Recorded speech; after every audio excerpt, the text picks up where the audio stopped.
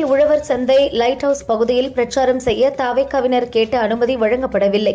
பிறகு கரூர் மேற்கு மாவட்ட செயலாளர் கேட்டதால் தான் வேலுசாமிபுரத்தில் பிரச்சாரத்திற்கு அனுமதி வழங்கப்பட்டது என கரூர் துயரம் குறித்து சட்டசபையில் முதல்வர் ஸ்டாலின் விளக்கமளித்தார். கரூர் சம்பவத்தில் திட்டமிட்டு அரசு மீது பொய்களை சிலர் பரப்பும் போது நடந்த உண்மையை விளக்க வேண்டியது கடமையாகிறது. எந்த ஒரு தனிநபர் மீதும் பழி சுமத்தி பலிகடா ஆக்குவது நமது நோக்கம் இல்லை என முதல்வர் ஸ்டாலின் கூறியுள்ளார். கரூரில் விஜய் பேசும்போது செருப்பு வீசப்பட்ட சம்பவம் திட்டமிட்டு யாரும் செய்யவில்லை. தண்ணீர் இல்லை என்பதால் அவரது கவனத்தை திசை திருப்ப வீசப்பட்டதாகவே பார்க்க முடிந்தது. சிபிஐ விசாரணையில் எல்லா உண்மையும் தெரியவரும் என முதல்வர் ஸ்டாலின் கூறியுள்ளார். கரூரில் காவல்துறையினர் சிறப்பாக செயல்படவில்லை என எதிர்க்கட்சித் தலைவர் குற்றம் சாட்டியதற்கு காவல்துறையினருக்கு சல்யூட் என கூறிய பின்னரே கரூரில் விஜய் பேசத் தொடங்கினார் என சட்டசபையில் முதல்வர் ஸ்டாலின் பதிலளித்தார். சரியான கூட்டணி அமையாததே சட்டசபையில் அதிமுகவினர் இப்படி நடந்து கொள்ள காரணம் என முதல்வர் ஸ்டாலின் குற்றம் சாட்டினார். கரூரில் கடந்த மாதம் நடந்த தவேகா கூட்டத்திற்கு போதிய போலீஸ் பாதுகாப்பு அளிக்கப்பட்டது. விஜய் கரூர் கூட்டத்திற்கு காலதாமதமாக வந்ததே நெரிசல் ஏற்பட காரணம் என சட்டசபையில் முதல்வர் ஸ்டாலின் கூறினார். கரூர் துயர சம்பவத்தை அறிந்ததும் என்னால் வீட்டில் இருக்க முடியவில்லை. எனவேதான் உடனே கரூருக்கு விரைந்தேன். இனி வரும் காலங்களில் இதுபோன்ற துயர சம்பவம் நடக்கக்கூடாது என முதல்வர் ஸ்டாலின் சட்டசபையில் கூறினார். உடல்களை வைக்க போதிய இடவசதி இல்லாததால் தனிக்குழு அமைத்து அன்று இரவே உடற்கூறாய்வு செய்து உறவினர்களிடம் உடல்கள் ஒப்படைக்கப்பட்டன என முதல்வர் ஸ்டாலின் விளக்கமளித்தார். கரூர் விவகாரத்தில் ஒரே இரவில் 39 உடல்களுக்கு பிரேத பரிசோதனை செய்தது எப்படி? அரசின் நடவடிக்கைகள் மக்களுக்கு சந்தேகத்தை ஏற்படுத்தியுள்ளது என சட்டசபையில் இபிஎஸ் கேள்வி எழுப்பினார். கரூர் சம்பவத்தில் 41 பேர் பலியானதற்கு திமுக அரசின் அலட்சியம்தான் காரணம் என்கிறார் எடப்பாடி பழனிசாமி. இந்த விவகாரத்தில் ஆளும் கட்சிக்கு ஏன் இந்த பயம், ஏன் இந்த பதட்டம் என்றும் கேட்டார். கரூர் விவகாரம் குறித்து சட்டசபையில் விளக்கம் கொடுத்த முதல்வர் ஸ்டாலின், தவேகா தலைவர் விஜய் பேசும்போது செருப்பு வந்து விழுந்தது குறித்து எதுவுமே சொல்லவில்லை. எதிர்க்கட்சிக்கு ஒரு நீதி, ஆளுங்கட்சிக்கு ஒரு நீதியாகத்தான் திமுக அரசால் பார்க்கப்படுகிறது என எதிர்க்கட்சித் தலைவர் எடப்பாடி பழனிசாமி விமர்சித்தார். கோர்ட்டுக்கு சென்ற பிறகே கரூர் வேலுசாமிபுரத்தில் கூட்டம் நடத்த எங்களுக்கு அனுமதி கிடைத்தது. அதிமுகவுக்கு கொடுக்காத இடத்தை எதற்கு தவேகாவிற்கு மட்டும் அரசு கொடுத்தது?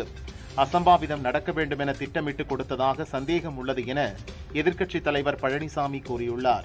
தூத்துக்குடி துப்பாக்கிச்சூடு சம்பவம் தொடர்பாக அமைச்சர் சிவசங்கர் பேசியதற்கு அதிமுகவினர் எதிர்ப்பு தெரிவித்தனர்.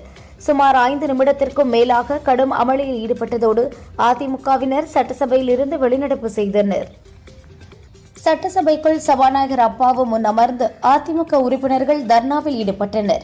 பின்னர் அதிமுகவினரை சபாநாயகர் சபையில் இருந்து வெளியேற்றினார். கரூர் கூட்ட நெரிசல் விவகாரத்தில் திமுக அரசை குற்றம் சாட்டி அதிமுகவினர் வெளிநடப்பு செய்த நிலையில் பாரதிய ஜனதாவும் சட்டசபையை விட்டு வெளியேறியது. 2ஆம் நாள் தமிழக சட்டசபை கூடியது. கூட்டத்திற்கு அதிமுக உறுப்பினர்கள் கருப்பு பட்டை அணிந்து வருகை தந்தனர். 6 மாதத்தில் ஆட்சி போனதும் சிறை சென்று விடுவோமோ என்ற பயத்திலேயே திமுக அமைச்சர்களுக்கு கருப்பு பட்டையை கண்டால் கூட அவர்களுக்கு சிறை ஞாபகம்தான் வருகிறது என அதிமுக பொதுச் செயலாளர் பழனிசாமி தெரிவித்துள்ளார். திருவள்ளூரில் ரூபாய் 70,000 மதிப்புள்ள 50 கிராம் மெத்தபெட்டமைன் போதைப் பவுடரை போலீசார் பறிமுதல் செய்து 2 பேரை கைது செய்து நீதிமன்றத்தில் ஆஜர்படுத்தி சிறையில் அடைத்தனர். கரூர் சம்பவத்தில் பலியான 41 பேருக்கு தவேகா சார்பில் அந்தந்த மாவட்டங்களில் நினைவேந்தல் கூட்டம் நடத்த வேண்டும் என அக்கட்சித் தலைவர் விஜய் உத்தரவிட்டுள்ளார். தமிழக விவசாயிகள் விஷயத்தில் மத்திய அரசுக்கு கடிதம் எழுதுவதாக நீலிக்கண்ணீர் வடிக்கும் முதல்வர் ஸ்டாலின் ஆட்சி காலம் முழுதும் எதுவும் செய்யாமல் மத்திய அரசு மீது பழி போடுவது ஏன் என மத்திய அமைச்சர் எல் முருகன் கேள்வி எழுப்பியுள்ளார். விண்ணப்பித்த 15 நாட்களில் குடிநீர் இணைப்பு தருவோம் என ஏமாற்றி ஆட்சிக்கு வந்த திமுக அரசு மக்களின் அடிப்படை தேவையிலும் அலட்சியத்தை காட்டி உயிரை குடித்துக் கொண்டிருக்கிறது என தமிழக பாஜக தலைவர் நயினார் நாகேந்திரன் தெரிவித்துள்ளார். சிவகங்கையை சேர்ந்த விவசாயி சந்திரனை முன்னாள் ஊராட்சி மன்ற தலைவரின் மகன் பிரபுகுமார் மற்றும் அவரது டிரைவர் அருண் பிரகாஷ் இருவரும் சேர்ந்து தாக்கியதில் சந்திரன் பரிதாபமாக இறந்தார். வரும் 2030ஆம் ஆண்டு காமன்வெல்த் போட்டியை இந்தியாவின் அகமதாபாத்தில் நடத்த காமன்வெல்த் விளையாட்டு நிர்வாக குழு ஒப்புதல் அளித்துள்ளது. இது நமது நாட்டுக்கே பெருமை அளிக்கக்கூடிய விஷயம் என உள்துறை அமைச்சர் அமித்ஷா தெரிவித்துள்ளார்.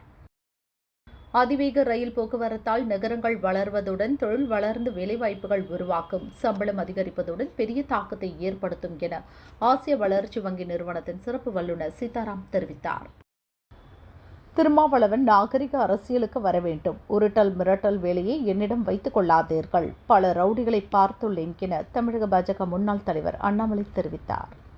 சிபிஐக்கு பயந்து பிரதமர் மோடி பின்னாலும் மத்திய அமைச்சர் அமித்ஷா பின்னாலும் ஒளிந்து கொண்டிருக்கும் கோழைக்கு வீரவசனம் எதற்கு என எதிர்க்கட்சித் தலைவர் பழனிசாமியை சட்ட அமைச்சர் ரகுபதி விமர்சித்துள்ளார். இஸ்ரேல் காசா இடையே போர் நிறுத்த ஒப்பந்தம் ஏற்பட்டுள்ள நிலையில் ஹமாஸ் பயங்கரவாதிகள் பாலஸ்தீனியர்கள் 8 பேரை பொதுவெளியில் நிறுத்தி சுட்டுக் கொன்றுள்ளனர்.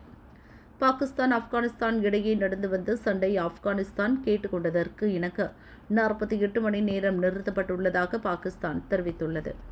தீபாவளி நெருங்கி வரும் நிலையில் விழுப்புரம் ரயில் நிலையத்தில் பட்டாசுகளை எடுத்து செல்வதை தடுக்க ரயில்வே போலீசார் சோதனையை தீவிரப்படுத்தியுள்ளனர். பயணிகளின் உடைமைகளை சோதனை செய்தனர். டெஸ்ட் கிரிக்கெட் எனக்கு மிகவும் பிடிக்கும். இதில் நாள் முழுவதும் பல சவால் நிறைந்திருக்கும் என இந்திய அணி பவுலர் முகமது சிராஜ் தெரிவித்துள்ளார். இளைஞர்கள் வாழ்க்கையில் மனதிற்கும் பணத்திற்கும் இடையேயான ஒரு போராட்டத்தை குறித்து மிகவும் தைரியமாக உடைத்து பேசியிருக்கும் படம் இட்லி கடை படம் என கூறி நடிகர் தனுஷை தமிழக பாரதிய ஜனதா முன்னாள் தலைவர் அண்ணாமலை பாராட்டியுள்ளார். உடற்கல்வியியல் சட்ட மசோதாவை கவர்னர் ரவி ஜனாதிபதிக்கு அனுப்பியதை எதிர்த்து தமிழக அரசு சுப்ரீம் கோர்ட்டில் மனு தாக்கல் செய்துள்ளது. மசோதாக்களை கவர்னர் ரவி கையாளும் விதம் அரசியல் சாசனத்திற்கு எதிரானது என்றும் கூறியுள்ளது.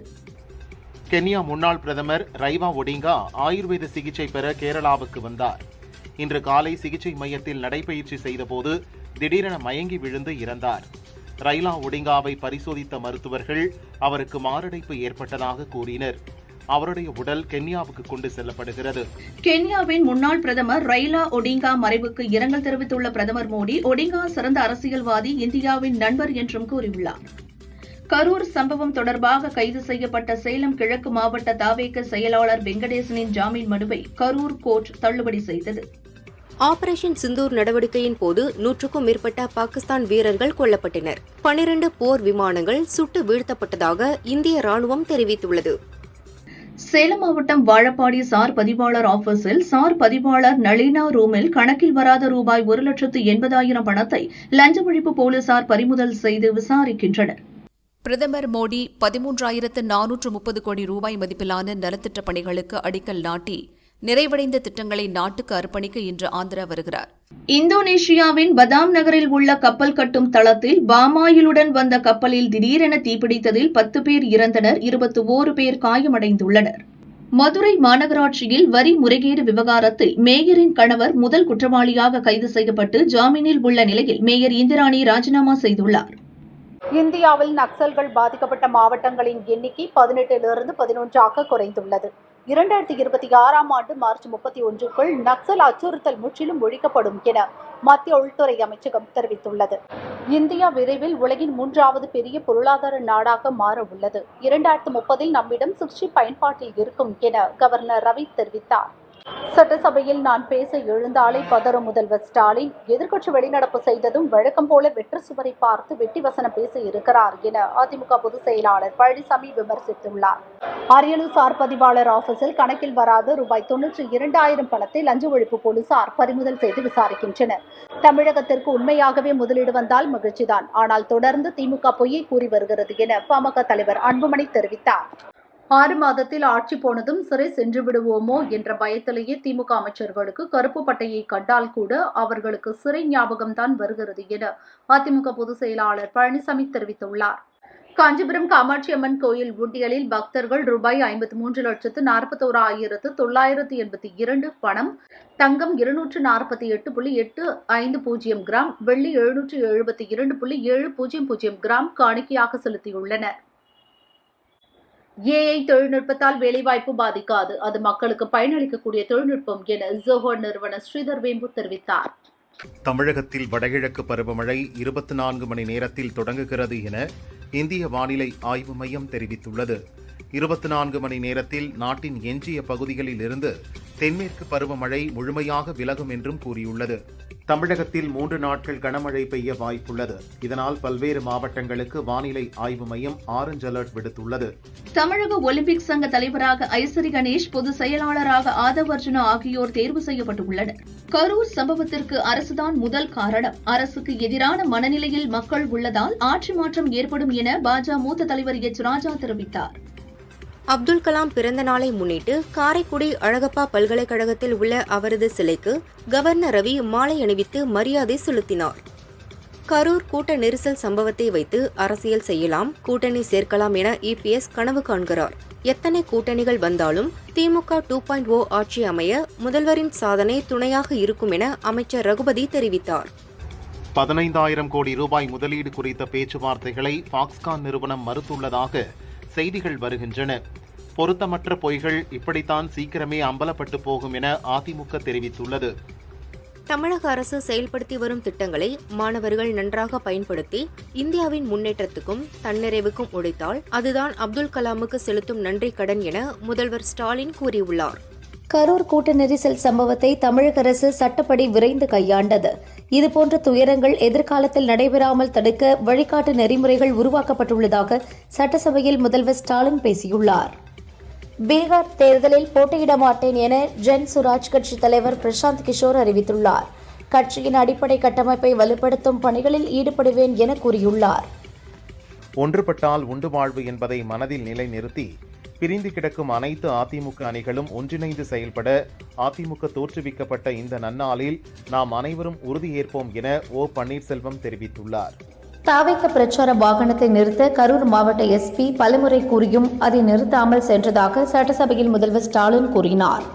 மீட்பு பணி நடக்கும் போதே 2 ஆம்புலன்ஸ் டிரைவர்களை தாவேகவினர் தாக்கினார்கள் என்றும் ஸ்டாலின் பேசினார். கரூர் சம்பவத்தில் முழுமையான பாதுகாப்பு கொடுத்திருந்தால் அசம்பாவிதத்தை தடுத்திருக்கலாம். முன்னெச்சரிக்கை நடவடிக்கை எடுக்க திமுக அரசு தவறிவிட்டது என அதிமுக பொதுச் செயலாளர் பழனிசாமி கூறினார். கரூர் துயர சம்பவத்தில் 1704 மருத்துவ பணியாளர்கள் பணியில் இருந்தனர் என்றும் மொத்தம் 14 மணி நேரம் பிரேத பரிசோதனை நடந்தது. 41 பேரின் போஸ்ட்மார்ட்டம் வீடியோ பதிவாக உள்ளதாக அமைச்சர் சுப்பிரமணியன் விளக்கமளித்தார். சென்னையில் வழக்கறிஞர் தாக்கப்பட்டதற்கு அண்ணாமலை எதிர்ப்பு தெரிவித்திருந்தார்.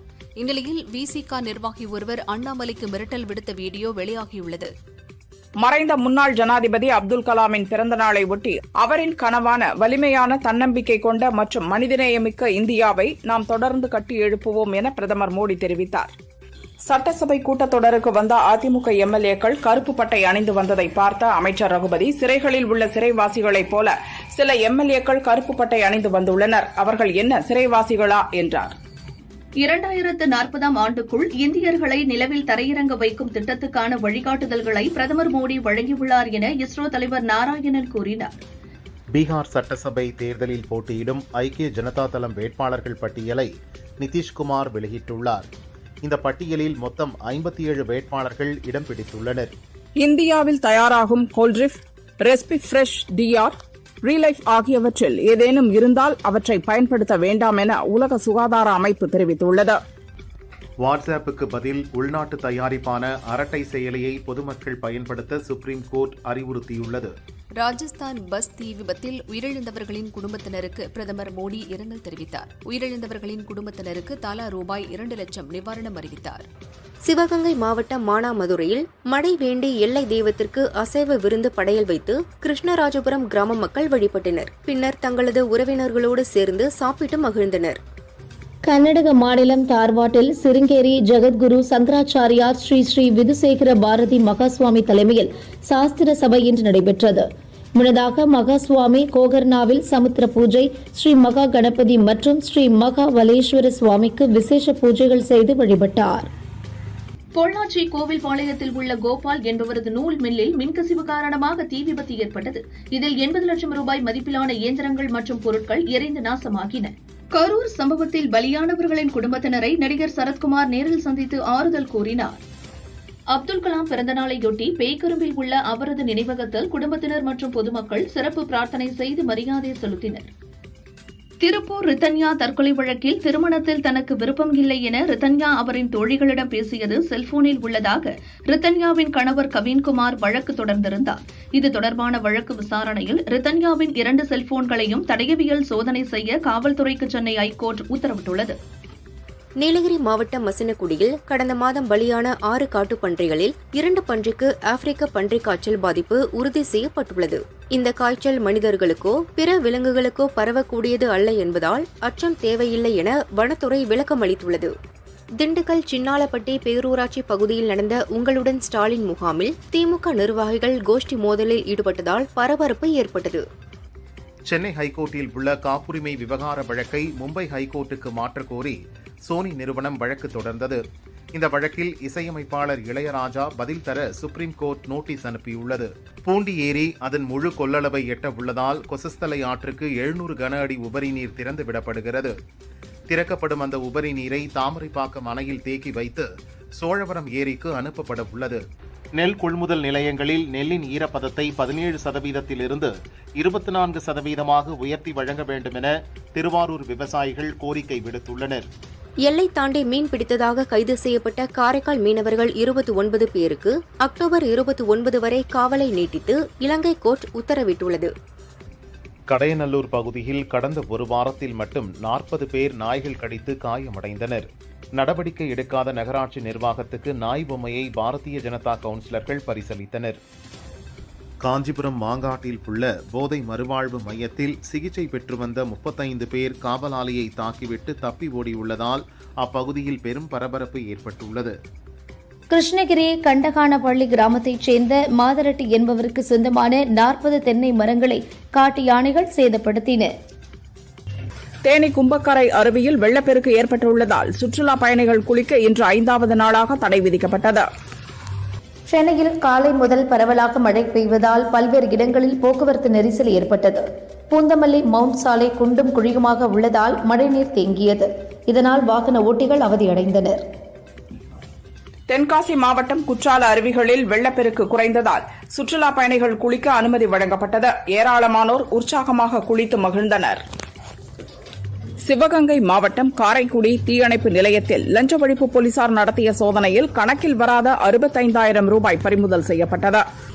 திருச்சி பாலக்கரை பெண்கள் சிறையை நகருக்கு வெளியே கொண்டு சென்றுவிட்டு காந்தி மார்க்கெட்டை விரிவாக்கம் செய்ய வேண்டும் என எம்எல்ஏ இனிகோ இருதயராஜ் கேட்டதற்கு சிறைக்கு இடம் பார்த்து வருவதாக அமைச்சர் ரகுபதி பதிலளித்தார். திமுக ஆட்சியில் ஏறத்தாழ 2394 புதிய நியாய விலைக் கடைகள் தொடங்கப்பட்டுள்ளன. அவற்றில் 1605 பகுதி நேர மற்றும் 789 முழுநேர நியாய விலைக் கடைகளாக உள்ளன என அமைச்சர் பெரிய கருப்பன் சட்டசபையில் உரையாற்றினார். டெல்லியில் தீபாவளியை முன்னிட்டு வரும் 18ஆம் தேதி முதல் 21ஆம் தேதி வரை பசுமை பட்டாசுகளை வெடிக்கவும் விற்கவும் சுப்ரீம் கோர்ட் தற்காலிகமாக அனுமதி அளித்துள்ளது. வடகிழக்கு பருவமழை நாளை முதல் துவங்க உள்ள நிலையில் சென்னையில் உள்ள கட்டுப்பாட்டு அறையில் துணை முதல்வர் உதயநிதி ஆய்வு மேற்கொண்டார். முன்னெச்சரிக்கை நடவடிக்கைகள் குறித்து கேட்டறிந்தார். ராணிப்பேட்டை அணைக்கட்டியிலிருந்து பாலாற்றில் 8000 கன அடி நீர் திறக்கப்பட்டுள்ளது. இதனால் காஞ்சிபுரம் பாலாறு எல்லையான பெரும்பாக்கம் பாலாற்றில் 6000 கன அடி நீர் இரு கரைகளையும் தொட்டு செல்கிறது. கரையோர மக்களுக்கு எச்சரிக்கை விடுக்கப்பட்டுள்ளது. தமிழகத்தில் இன்று முதல் 21ஆம் தேதி வரை 7 முதல் 11 சென்டிமீட்டர் வரை கனமழைக்கு வாய்ப்புள்ளதால் மஞ்சள் அலர்ட் விடுக்கப்படுவதாக இந்திய வானிலை ஆய்வு மையம் அறிவித்துள்ளது. தாவேக கூட்ட நெரிசல், சிறுநீரக திருட்டு உள்ளிட்டவற்றிற்கு எதிர்ப்பு தெரிவித்து சட்டசபைக்கு அதிமுக எம்எல்ஏக்கள் கருப்பு பட்டை அணிந்து வந்தனர். இதனை பார்த்த சபாநாயகர் அப்பாவு எல்லோருக்கும் பிபி அதிகமாகிவிட்டதோ என்று நினைத்தேன் என கிண்டல் அடித்தார். தமிழக சட்டசபையில் கேள்வி நேரத்தின் போது கோபிச்செட்டிப்பாளையத்தில் புறவழிச்சாலை அமைக்க வேண்டும் என செங்கோட்டையன் கோரிக்கை விடுத்தார். முதல்வர் கவனத்துக்கு கொண்டு செல்லப்பட்டு பணிகள் நடைபெறும் என அமைச்சர் வேலு பதிலளித்தார். கனமழை காரணமாக தஞ்சாவூர் சுற்றுவட்டார பகுதியில் அறுவடைக்கு தயாராக இருந்த சுமார் 10 ஏக்கர் குறுவை பயிர்கள் முற்றிலும் விளைநிலத்தில் சாய்ந்தன. பயிர்கள் அழுகும் நிலை ஏற்பட்டுள்ளதாக விவசாயிகள் கூறினர். ராணிப்பேட்டை மாவட்டத்தின் பல்வேறு பகுதிகளில் அதிகாலை முதல் கொட்டி தீர்த்த கனமழையின் காரணமாக சாலையில் தண்ணீர் மழைநீர் தேங்கியது. வாகன ஓட்டிகள் மின் விளக்குகளை ஒளிரவிட்டவாறு சென்றனர். சென்னையில் உள்ள அமெரிக்கா, ரஷ்யா, பிரிட்டன், தாய்லாந்து, இலங்கை, சிங்கப்பூர் வெளிநாட்டு தூதரகங்களில் வெடிகுண்டு இருப்பதாக டிஜிபி அலுவலக இமெயிலுக்கு மிரட்டல் வந்துள்ளது. இதையடுத்து அனைத்து இடங்களிலும் நடந்த சோதனையில் அது புரளி என தெரிந்தது. தங்கம் வெள்ளி விலை புதிய உச்சத்தை எட்டியுள்ளது. சவரனுக்கு ரூபாய் 280 உயர்ந்து 1 கிராம் ரூபாய் 11,860க்கும் சவரன் 94,880 ரூபாய்க்கும் விற்கப்படுகிறது. கிராமுக்கு 35 ரூபாய் அதிகரித்து 11,860 ரூபாய்க்கு விற்பனையாகிறது. 1 கிராம் வெள்ளி விலை 1 ரூபாய் உயர்ந்து 207 ரூபாய்க்கு விற்பனை செய்யப்படுகிறது. மயிலாடுதுறையில் பெய்த கனமழையால் சாலைகளில் மழைநீர் தேங்கியது. வாகன ஓட்டிகள் மற்றும் பொதுமக்கள் சிரமத்திற்குள்ளாகினர். மழைநீரை வடிய வைக்கும் முயற்சியில் நகராட்சி அதிகாரிகள் ஈடுபட்டுள்ளனர். அரசியல் கட்சிகளின் கூட்டங்களுக்கு வழிகாட்டுதல்களை உருவாக்க தாக்கலான வழக்கின் விசாரணையை சென்னை ஹைகோர்ட்டுக்கு உயர்நீதிமன்ற மதுரை கிளை மாற்றி உத்தரவிட்டது. அரசியல் கூட்டங்களுக்கான வழிகாட்டு நெறிமுறைகள் அடங்கிய மசோதா நடப்பு சட்டசபை கூட்டத்தொடரில் நிறைவேற்றப்படலாம் என தகவல் வெளியாகியுள்ளது. மங்கோலிய மக்கள் இந்தியா வருவதற்கு இலவச விசா வழங்கப்படும் என பிரதமர் மோடி அறிவித்துள்ளார். தமிழகத்தில் வடகிழக்கு பருவமழை காலத்தின் இயல்பான மழை அளவு 44 சென்டிமீட்டர். ஆனால் இந்த ஆண்டு 50 சென்டிமீட்டர் வரை மழை பெய்ய வாய்ப்புள்ளது. தமிழகம், புதுச்சேரி, காரைக்கால், கேரளா, தெற்கு உள் கர்நாடகா ஆகிய இடங்களில் இந்த ஆண்டுக்கான வடகிழக்கு பருவமழை நாளை துவங்கலாம் என சென்னை வானிலை ஆய்வு மையம் தெரிவித்தது. மக்கள் சுற்றுச்சூழலுக்கு அதிக மாசு ஏற்படுத்தாத பட்டாசுகளை அரசு அனுமதித்துள்ள நேரத்தில் உரிய இடங்களில் கூட்டாக வெடித்து தீபாவளியை மாசற்ற தீபாவளியாக கொண்டாட தமிழக அரசு அறிவுறுத்தியுள்ளது. தீபாவளி நாளில் காலை 6 முதல் 7 மணி வரை, இரவு 7 முதல் 8 மணி வரை மட்டுமே பட்டாசுகள் வெடிக்க வேண்டும் என கட்டுப்பாடு விதிக்கப்பட்டுள்ளது. டெல்லி உள்ளிட்ட நகரங்களில் சிபிஐ அதிகாரி போல் நடித்து பண மோசடியில் ஈடுபட்ட சித்திரைவேல் என்பவரை கோவையில் வைத்து சிபிஐ அதிகாரிகள் கைது செய்தனர். 2026-28 ஆண்டுகளுக்கான ஐநா மனித உரிமைகள் கவுன்சிலுக்கு 7வது முறையாக இந்தியா தேர்ந்தெடுக்கப்பட்டுள்ளது. இந்தியா மற்றும் இலங்கையில் நடந்து வரும் 13வது மகளிர் உலகக்கோப்பை கிரிக்கெட் தொடரில் மெதுவாக பந்து வீசியதால் இந்திய அணிக்கு அபராதம் விதிக்கப்பட்டுள்ளது. இந்தியா, ஆஸ்திரேலியா அணிகள் மோதிய ஆட்டத்தில் குறிப்பிட்ட நேரத்திற்குள் ஒரு ஓவர் வீச தாமதமானதால் போட்டி கட்டணத்திலிருந்து 5% அபராதம் விதித்து ஐசிசி நடவடிக்கை எடுத்துள்ளது. வங்கதேசத்துக்கு எதிரான ஒருநாள் கிரிக்கெட் தொடரை 3-0 என்ற கணக்கில் ஆப்கானிஸ்தான் அணி கைப்பற்றியது. PR சோப்ரா இயக்கத்தில் புகழ்பெற்ற மகாபாரதம் டிவி தொடரில் கர்ணனாக நடித்து பலராலும் அறியப்பட்டவர் நடிகர் பங்கஜ் தீர். டிவி மற்றும் படங்கள் பலவற்றிலும் நடித்துள்ளார். புற்றுநோய் பாதிப்பால் மும்பையில் உள்ள மருத்துவமனையில் சிகிச்சை பெற்று வந்த இவர் இன்று காலமானார். சண்முக முத்துசாமி இயக்கத்தில் ஹரிஷ் கல்யாண், அதுல்யா ரவி நடித்த டீசல் படம் நாளை மறுநாள் ரிலீஸ் ஆகிறது. ஹரிஷ் பேசியது: தங்கத்தை விட அதிக மதிப்புமிக்க எரிபொருள் உலகத்திற்கு பின்னால் நடக்கும் கதை இது. மக்களுக்கான படமாக இருக்கும். ஆக்ஷன் ரோல் பண்ணியிருக்கிறேன். படத்தின் ட்ரெய்லர் வெளியான பின் யாரும் பெரிதாக திட்டவில்லை. அதுவே எங்களுக்கு நம்பிக்கை கொடுத்தது என்றார். குறுகிய காலத்தில் முன்னணி நடிகையாக மாறியவர் ஸ்ரீலீலா. தெலுங்கு, தமிழ் தாண்டி இப்போது ஹிந்தியிலும் என்ட்ரியாகி 2 படங்களில் நடிக்கிறார். இதில் ரன்வீர் சிங் மற்றும் பாபி தியோல் நடிக்கும் பெயரிடப்படாத படத்தில் ஏஜென்ட் மிர்ச்சி என்ற கேரக்டரில் நடிக்கிறார். உளவு சம்பந்தப்பட்ட ஆக்ஷன் கதையில் உருவாகும் இப்படத்தில் முதன்முறையாக ஆக்ஷன் ரோலில் ஸ்ரீலீலா நடிக்கிறார். லைகா நிறுவனம் தொடர்ந்த வழக்கில் ரூபாய் 21,29 லட்சத்தை 30% வட்டியுடன் நடிகர் விஷால் பணத்தை திரும்ப செலுத்த வேண்டுமென சென்னை ஹைகோர்ட் உத்தரவிட்டுள்ளது. லெகசி என்ற வெப்தொடர் கேங்ஸ்டர் பின்னணியில் உருவாகியுள்ளது. இதில் மாதவன் மற்றும் நிமிஷா சஜேன் முக்கிய வேடத்தில் நடித்துள்ளனர். கௌதம் கார்த்திக் உள்ளிட்ட பலர் நடிக்க சாருகேஷ் சேகர் இயக்கியுள்ளார். சக்தி வாய்ந்த கேங்ஸ்டர் சாம்ராஜ்யத்தை நடத்தும் ஒருவர் தனக்கு பிறகு தனது சாம்ராஜ்யத்தை ஆள தகுதியான ஒருவரை தேடுகிறார். அந்த இடத்தை அடைவதற்கு நடக்கும் போட்டிதான் கதை. OTTயில் வெளியாகிறது. இந்த ஆண்டு பொங்கலுக்கு தெலுங்கில் அனில் ரவிபுடி இயக்கத்தில் வெங்கடேஷ், மீனாட்சி சௌத்ரி, ஐஸ்வர்யா ராஜேஷ் நடிப்பில் வெளியான படம் சங்கராந்திகி வஸ்துனம். இதை ஹிந்தியில் ரீமேக் செய்கின்றனர். அனீஸ் பாஸ்மி இயக்க ஹீரோவாக அக்ஷய் குமாரை நடிக்க வைக்க பேசி வருகின்றனர். 2014 லிங்குசாமி இயக்கத்தில் சூர்யா, சமந்தா நடிப்பில் வெளியாகி தோல்வியடைந்த படம் அஞ்சான். இதை ரீரிலீஸ் செய்யும் வேலைகளில் லிங்குசாமி இறங்கி வந்தார். தற்பொழுது படத்தை கொஞ்சம் மாற்றி அமைத்து நவம்பர் 28ஆம் தேதி ரீரிலீஸ் செய்வதாக அறிவித்துள்ளனர். வீரதீர சூரன் படத்திற்கு பின் விக்ரமின் படங்களில் குழப்பம் நிலவியது. தற்போது ஹாய் பட இயக்குநர் விஷ்ணு இடவன் இயக்கத்தில் இவர் நடிப்பது உறுதியாகியுள்ளது. ஆக்ஷன் கதையில் உருவாகும் இப்படத்திற்கு அனிருத் இசையமைக்கிறார். முதன்முறையாக விக்ரம் படத்திற்கு இவர் இசையமைக்கிறார்.